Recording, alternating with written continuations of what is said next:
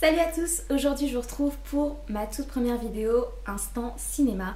Je suis vraiment super contente de vous la filmer parce que c'était vraiment une catégorie qui me tenait à cœur et j'avais vraiment très hâte. Alors oui, au passage, si je suis habillée exactement pareil et maquillée exactement pareil que dans la vidéo qui est parue la semaine dernière, c'est tout à fait normal parce que voilà, je l'ai filmée tout de suite après. Pour cette première vidéo dans cette catégorie, j'ai décidé de prendre le film Les Animaux Fantastiques de David Yates. Donc il faut savoir que je suis allée au cinéma voir ce film sans trop y croire en fait. Étant une fan incontestée d'Harry Potter, j'avais vraiment beaucoup d'a priori quant à ce film. Je ne savais absolument pas si ça allait me plaire ou pas parce que pour moi en fait c'était juste vouloir refaire des films dans l'univers d'Harry Potter avec cet univers là juste pour attirer des Potterheads et juste pour se faire du fric en plus. Clairement je pensais que c'était juste ça et que ça allait clairement pas être à la hauteur et que voilà ça allait être nul. Voilà, je partais bien déjà, j'étais vachement motivée. Après c'est vrai que la bande-annonce m'avait pas mal plu et je me disais non, c'est qu'une bande-annonce, on peut faire des choses merveilleuses avec une bande-annonce. Bon, on y va, on va voir ce que ça donne, mais bon, j'attends pas grand-chose. Du coup, arrivé au cinéma, quand la musique d'Harry Potter a commencé, j'étais juste aux anges. Alors ça déjà, c'est top parce que ça nous replonge dans l'univers direct, mais cette musique, elle est tellement puissante, elle rappelle tellement de souvenirs. J'étais au paradis clairement parce que c'est vrai que les films Harry Potter ça me manque. On va commencer tout d'abord avec l'histoire en elle-même. Donc je trouve que, alors je n'ai pas lu les livres Les Animaux Fantastiques, s'éloigne totalement de l'histoire d'Harry Potter, ça se passe bien avant et c'était pas quelque chose qui je pensais allait me plaire en fait, je me sentais pas attirée en fait par ça. Par les Animaux Fantastiques, mais vous allez voir que le film m'a fait changer d'avis. À part les éléments de la bande-annonce que j'avais, je savais pas du tout ce qui allait se passer, donc j'étais vraiment en spectateur pur, sans idée en fait de l'histoire en elle-même. On découvre directement le personnage de Newt. Alors oui, ça on va prendre le temps d'en parler quand même. Newt Scamander, qui est le personnage principal. Comment vous dire qu'ils l'ont traduit par Norbert Dragono. C'est vrai que Newt Scamander, Norbert Dragono, c'est vrai que ça sonne vachement de la même façon, c'est vachement plus classe. Norbert, tout de suite, ça impose le respect quoi. Non, sérieusement, j'étais dégoûtée de cette traduction. Mais bon, ça y était bien avant que le film ne soit créé. Hein. Il s'appelait déjà Norbert, le gars, donc bon, il pouvait pas trop changer ça. J'aurais dû aller le voir en VOSTFR, mais j'ai pas trouvé de cinéma qui le proposait et j'avais envie de le voir au cinéma. On découvre très vite le sujet principal du film, donc les animaux fantastiques. Donc en fait, si vous voulez, Norbert, donc on va l'appeler Newt, hein, ce sera mieux. Newt est un gars qui était donc un sorcier à Poudlard et qui s'est fait renvoyer parce que pour lui, en fait si vous voulez, il s'intéresse énormément à tous les animaux qu'il y a dans le monde sorcier, enfin tous les animaux fantastiques du coup. Mais les sorciers ont souvent tendance à vouloir les tuer directement sans forcément chercher à les comprendre puisqu'ils les considèrent dangereux. Et c'est vrai que pour la plupart, si on ne les connaît pas bien, ils peuvent s'avérer très dangereux. Mais lui, il prend le temps, il a pris le temps de les analyser, il a pris le temps de les comprendre, les étudier, etc. Et il se trimballe avec une mallette en fait. Une mallette, une valise où il transporte en fait tous ces animaux-là. Il arrive plein de choses, il a plein de bestioles, toutes aussi magnifiques les unes que les autres. Et ça, c'est vraiment l'univers magique qui nous prend de plein fouet et c'est juste énorme à vivre ça. Et à côté de ça, donc Newt est un garçon vraiment adorable, que ce soit physiquement ou même dans sa façon d'être en fait, c'est vraiment un ange ce gars.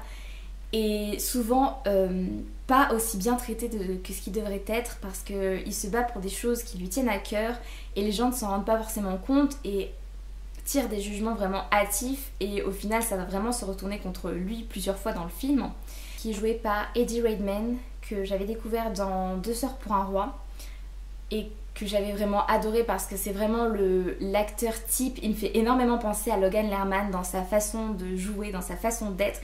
Il a des mimiques qui sont juste tellement cute, il est tellement la cutance incarnée. Oui, ce mot existe. C'était vraiment pour moi l'acteur parfait pour jouer Newt. C'était vraiment ce personnage Il lui va mais comme un gant. C'était vraiment, là je suis vraiment très contente parce qu'ils ont fait un très très bon choix d'acteurs. Et après il y a plein d'autres acteurs encore une fois connus et dont les personnages sont plus ou moins importants ou apparaissent plus ou moins dans le film. Alors attendez, on repart au départ. Donc Newt était à Poudlard, il s'est fait renvoyer, il décide d'aller à New York pour trouver une bestiole. Il va faire la connaissance d'une sorcière qui est Tina et qui travaille au ministère de la magie mais à New York. Elle travaille notamment pour le ministre Graves, donc qui est interprété par, attendez, Colin Farrell. Donc elle en fait, elle va très vite soupçonner Newt d'être un sorcier, donc elle va le suivre tout ça. Et il va leur arriver un peu des misères puisque à la rencontre d'un moldu, Newt va perdre sa mallette et le moldu en question qui a pris sa mallette va l'ouvrir. Et là c'est la catastrophe puisque tous ces animaux se barrent dans tous les sens et plein d'animaux fantastiques sont lâchés en plein New York. Et là les ennuis commencent et il arrive plein de choses. En gros ça part de ça et le reste je peux rien vous dire parce que sinon ça spoil. Donc on suit cette ambiance là donc au départ donc avec les animaux fantastiques, tout ce qui est vraiment beau en fait dans l'univers d'Harry Potter, tout ce qui nous fait vraiment rêver.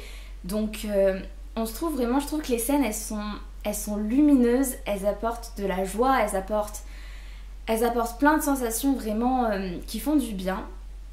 Et le contraste que j'ai énormément apprécié dans ce film, c'est que d'un autre côté on a ce qui se passe pour des moldus. On suit notamment un certain garçon qui s'appelle Credence, mais en français c'est traduit par croyance. Donc ce gars-là est interprété par Ezra Miller. Donc lui il a notamment joué dans Le Monde de Charlie. Et si vous voulez, j'ai été bluffée parce que je vais vous dire, je l'ai même pas reconnu l'acteur. Pourtant j'adore Le Monde de Charlie et tout, j'adore cet acteur.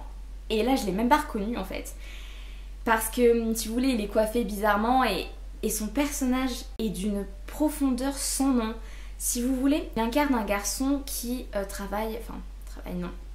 Il se trouve dans une famille qui soupçonne l'existence des sorciers, mais qui les soupçonne pas comme étant sorciers si vous voulez. Ils se battent en fait pour lutter contre les sorcières de Salem, tout ça. Enfin, c'est vraiment limite comme une secte le truc. Et donc lui, il se trouve dans cette famille-là et il est vraiment sombre comme personnage parce qu'il est à la fois triste, torturé, il est vraiment...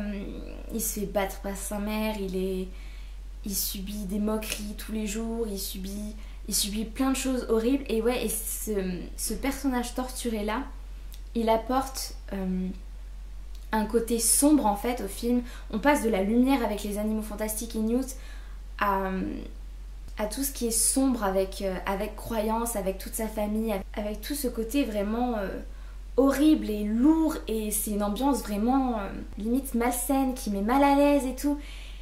Et ça, ce côté-là, je l'avais retrouvé déjà dans les Harry Potter qui avait été réalisé par David Yates, puisqu'il a réalisé Harry Potter et l'Ordre du Phénix, Le Prince de Sang Mêlé et Les Reliques de la Mort, donc 1 et 2. Et je trouvais qu'on avait déjà ce contraste, ce décalage-là, entre la partie sombre et la partie lumineuse, on va dire, d'Harry Potter.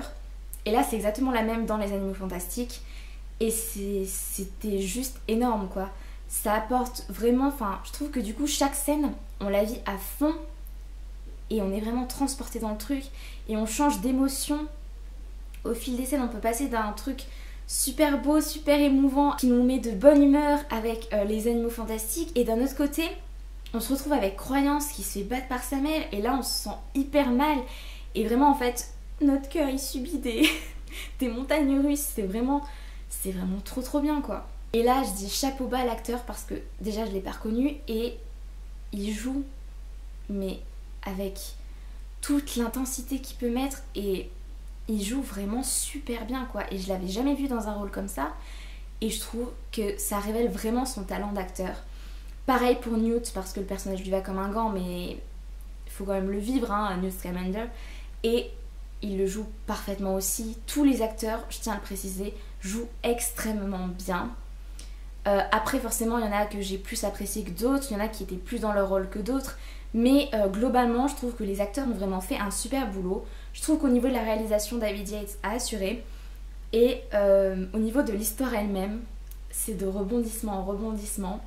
On se dit Newt là tu vas pas t'en sortir, Là, ce personnage non plus, il va pas s'en sortir non plus.